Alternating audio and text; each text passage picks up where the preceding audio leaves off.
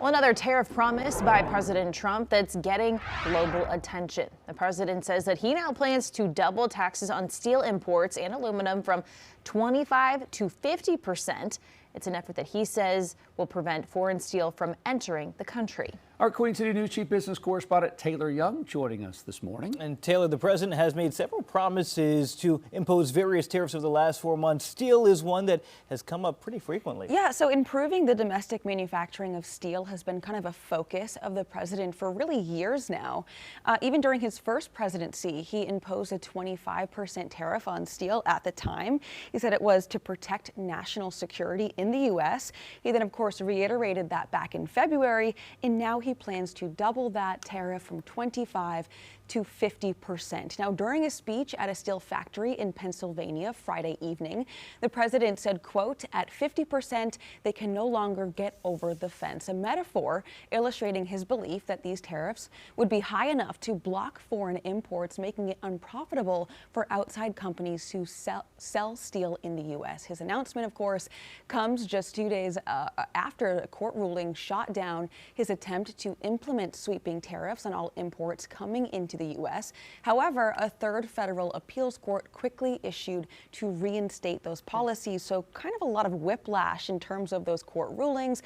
And then, of course, this additional promise to kind of up those tariffs to 50%. Okay, so obviously they had the weekend to react to this. How is the U.S. steel industry responding to this, and could they benefit? So according to the American Iron Steel Institute, which is one of the oldest trade associations in the U.S., they see this as a positive thing. So the group's president said these tariffs would help protect American producers as well as their workers.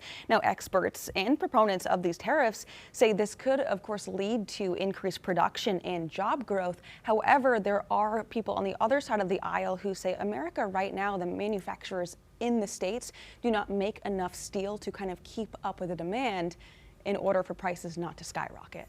And I think that the tariff conversation is forcing us to examine where things actually come from. No one's ever really thought about steel before.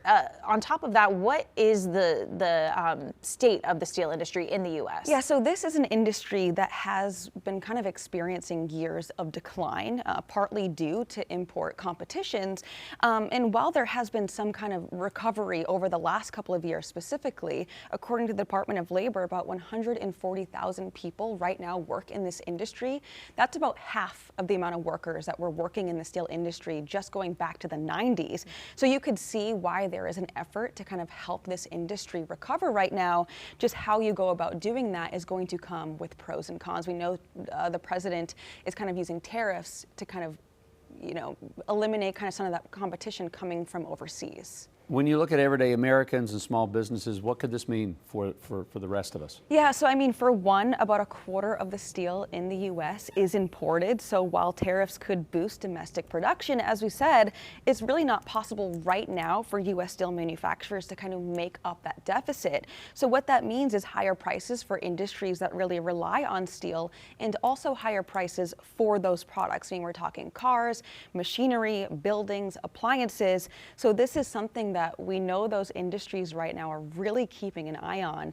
And I do also think there's just an uncertainty kind of aspect around this. I mean, we've seen courts kind of try to appeal this, an appeals court say, no, you can go through with this. So I think a lot of industries that rely on steel right now really don't know what to make of this, and they're watching this very closely, as are we. All right, Taylor Young. Taylor, thanks.